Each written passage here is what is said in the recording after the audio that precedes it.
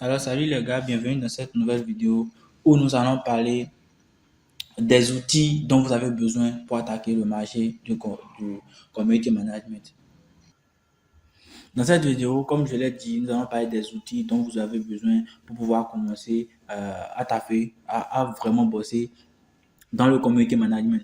De quoi vous avez concrètement besoin? Peut-être lorsque vous avez déjà un client, voilà, c'est-à-dire, voilà, même le truc, c'est que lorsque vous avez déjà un client, ok, de quel outil peut-être vous aurez besoin afin de pouvoir automatiser, à vrai dire, votre travail. Parce qu'une fois vous avez défini votre stratégie digitale, je vous ai dit, c'est la totale, ok. Une fois vous avez défini la stratégie digitale que vous allez utiliser, vous devez noter que c'est la stratégie digitale qui vous sert de guide en quelque sorte. Donc, ce que vous devez retenir là, c'est quoi? Une fois que la stratégie digitale est établie, vous pouvez automatiser votre travail et tout ce que vous faites. Donc, là, on va voir les outils spécifiques, OK, les applications et outils spécifiques qu'un community manager aura besoin, en fait. Donc, déjà, sans plus tarder, nous allons faire recours à ces outils et voilà, là actuellement, on attaque directement les outils dont vous aurez besoin en tant que community manager tout au long de votre parcours. Ok. Déjà, vous devez savoir que nous avons différents types d'outils et on va passer point par point tous ces outils. Il y en a énormément en fait. Donc, si je dis je vais prendre tel outil et je vais dire comment ça marche, comment s'inscrire, comment, vous voyez qu'on risque de faire 10 heures de temps.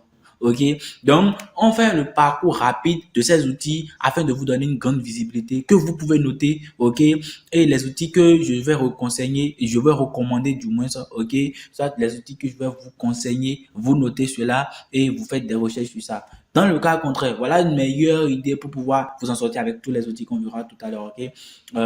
Pour tous ces outils-là, vous pouvez faire la capture à chaque fois quand je présente les outils, vous faites la capture à chaque fois. Pourquoi je dis ça en fait?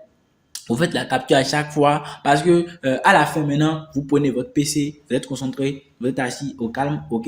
Soit carrément, vous prenez votre téléphone tout simplement et puis vous allez à la recherche de tous ces outils dont j'ai parlé afin de voir, voilà tel outil, voilà comment ça se présente, voilà tel outil, voilà comment ça se présente. Ah non, c'est-à-dire pour voir avec quel outil vous pouvez vous adapter. Vous faites des tests sur les outils pour voir, ok, ça je le garde, ça je le garde. Ça va vous donner encore une grande visibilité sur le tout afin de pouvoir vraiment savoir ce que vous êtes en train de choisir et vous savez en même temps en vous que voilà cet outil, je le maîtrise parce qu'il est simple, parce que si, parce que ça, parce que si. Vous aurez vos raisons en fait en général. Donc, je vous conseille plus ce point.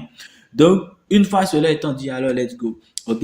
Les outils, les planificateurs et outils d'analyse. Vous devez savoir que le premier outil dont on va parler, c'est Facebook. OK? Facebook, je ne sais pas. Vous avez un post sur Facebook, on fait des choses sur Facebook. Vous êtes d'accord avec moi, mais beaucoup ignorent, beaucoup ne savent pas que Facebook, la partie où on fait la publicité, Facebook Ads, ok, business.facebook.com. Ok, vous allez sur la partie, vous avez un business manager et tout, comme si vous voulez lancer une publicité et tout. Cette partie-là nous permet aussi de manager une publicité en fait. Je dis une publicité, de manager une page Facebook par exemple. Si vous êtes en train de gérer la page Facebook d'un client, où il vous nomme administrateur. Vous devez comprendre automatiquement que vous pouvez avoir accès à cette page dans votre business manager, ok? Et du coup, manager cette page en général, en fait, c'est-à-dire gérer cette page, c'est-à-dire planifier des publications avec le business manager, vous pouvez le faire comme je l'ai dit. Donc, le gestionnaire de publicité de Facebook. Ok, gestionnaire de page Facebook. Donc, avec le téléphone, bon, vous pouvez aller télécharger, je ne sais pas, mais souvent, vous pouvez le faire avec le PC. C'est avec le PC, vous allez sur business.facebook.com. Ok, c'est là-bas ça se passe. Donc, en général, voilà. Donc, cela va vous permettre d'abord de faire deux choses, de programmer des publications, peut-être sur des pages, et à telle heure, telle publication doit partir. Voilà pourquoi on doit voir le calendrier éditorial. On verra tout ça par la suite, ok? Le calendrier éditorial, qu'est-ce qui va se passer? Ça dit, vous savez concrètement quand est-ce que vous postez, ce que vous allez poster, et vous planifiez tout cela, en fait. Une fois que cela étant balancé, c'est-à-dire vous avez un écart pour faire autre chose et vous pour préparer encore une autre. Et ça, vous programmez à chaque fois vos outils, vos trucs avec le truc de, comment je vais dire, avec suite business de Facebook. Ok, c'est de ça qu'il s'agit. Donc, Facebook aussi vous permet d'analyser C'est-à-dire quoi, vous savez, dans le suite business, ok, dans la suite business, je ne sais pas, Facebook vous permet tout simplement de pouvoir analyser les publications, les réactions, le nombre de personnes, quel pays ils ont quitté, c'est-à-dire tout, la totale en fait, tout ce qui concerne statistiques sur Facebook et sur la page précise. Facebook vous donne une idée globale de comment ça évolue et de tout ce dont vous aurez besoin. Donc sur ça, je pense que vous avez compris et c'est un outil que j'utilise le plus souvent. Donc vous pouvez visiter cela et puis du coup voir si ça marche pour vous. Parce que à part ça, il y a aussi d'autres outils en plein. Même en allant sur dans Play Store seulement, vous mettez tout simplement, je ne sais pas, application pour programmer des publications sur Facebook. Je ne sais pas, il y en a tellement. Il y a même des applications, soit il y aura même des applications pour faire le tout en un. Voilà, donc à vous de voir, faites des recherches. Mais voilà, je tenais à parler de ça parce que c'est un outil que j'utilise presque tous les jours et tout. Donc voilà, maintenant pour les autres outils de planification, d'analyse, vous devez savoir qu'on a Buffer, ok. Donc voilà, vous devez savoir qu'on a tout simplement Buffer, ok. On a Planoly, on a Agora Pulse, ok. On a HotSuite. Ce sont juste des outils supplémentaires d'analyse. Vous devez comprendre ça. Ce sont d'autres outils supplémentaires d'analyse. Qu'est-ce que vous faites? Faites la capture d'écran et puis vous visitez ces pages et tout. Vous pouvez mettre Buffer dans Google. Quand vous voyez l'outil, vous cliquez sur leur page, sur le site web et tout. Vous visitez, vous créez un compte et vous voyez à peu près comment cela se passe en fait. En général, ok. Donc, si vous aviez déjà des outils que vous maîtrisez, alors let's go les gars, vous pouvez conserver ça parce que ça ne servira à rien vraiment de vous casser la tête. Ok. Donc déjà là, on continue. Vous devez savoir que là, directement, les outils d'e-réputation. Déjà, vous devez comprendre que ici, on vient de citer les outils de planification et d'analyse. Je l'ai dit, on verra point par point de tout ce dont vous aurez besoin. J'ai dit les outils de quoi? Planification et d'analyse. Ça veut dire que Facebook vous permet de planifier et d'analyser les trucs, en fait, les contenus, les statistiques et tout.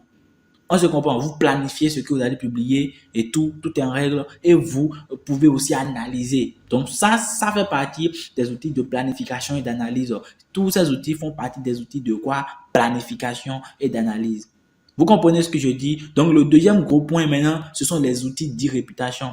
Ok? Les outils d'e-réputation, c'est-à-dire par exemple, quand vous voyez un post, ça vous intéresse, par exemple, vous pouvez enregistrer. Donc Facebook aussi vous permet d'enregistrer des posts.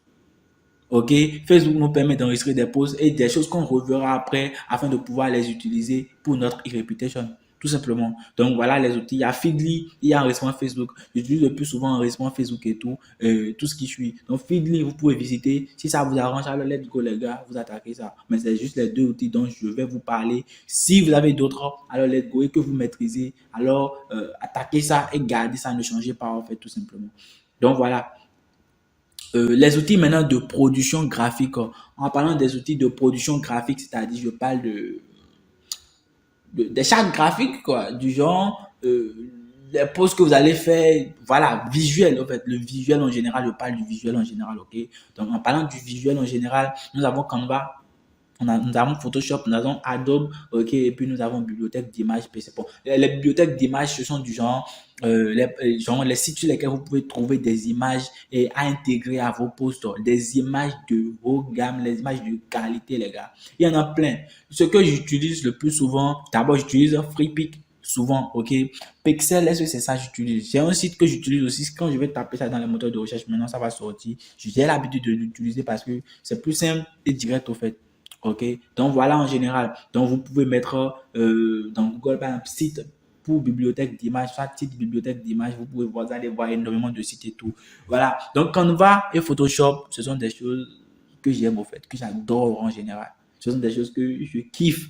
Ok, beaucoup disent que Canva c'est pour les débutants, mais ce que les gens ne comprennent pas, c'est qu'avec Canva, surtout la version pro, que tu as la version pro de Canva, tu peux faire des choses de malade. On ne dit pas que Canva c'est pour les débutants. Moi, j'utilise Photoshop, j'utilise Canva. Ok, j'utilise les deux, je maîtrise les deux. Mais Canva m'est tellement plus pratique et rapide. C'est de ça qu'il s'agit au fait. Vous comprenez? Bien voir sur Canva, tu vas réfléchir aussi. Et puis maintenant, ce que les autres ne savent pas, c'est que sur Canva, quand tu as peut-être une image, tu as un bon cultura, comme je le dis souvent, ok, tu as un bon cultura. Et puis du coup, quand je parle de cultura, ça, tu as une bonne visibilité sur ce qui se passe dans la tendance et tout, de ce que tu veux faire. Tu sais, il y a une idée claire de comment tu vas faire scaler celui avec qui tu travailles, tout simplement. Qu'est-ce que tu feras? Par exemple, tu trouves quelque chose, donc des concurrents, tu prends les images des concurrents et tout, ce qu'ils posent, les formats, tu analyses tout ça, tu sais déjà comment toi tu vas le faire, quel format tu vas utiliser. Ce que je dis là, c'est quoi? Quand tu prends les images et tout, tu viens étaler tout dans Canva, par exemple. Ok, je suppose, par exemple, il y a une image ici, l'autre image ici et l'autre image. Il y a plusieurs images au fait que tu étales dans Canva. Tu regardes comment, d'abord Canva, quand tu mets des images dedans, lui te fait sortir les couleurs directement quoi, de ces images-là qui est à côté que tu peux réutiliser. Mais vu que j'ai dit de ne pas faire copier-coller, ça veut dire que vous avez une idée de ça, vous avez déjà analysé quelle couleur utiliser pour que ça impacte le plus, parce que vous savez déjà pourquoi les autres utilisent ces couleurs dans leur niche et tout. Voilà, parce qu'ils sont dans la même niche que votre client. Votre client, je veux dire, voilà. Donc, on va, quand vous mettez les images, ce que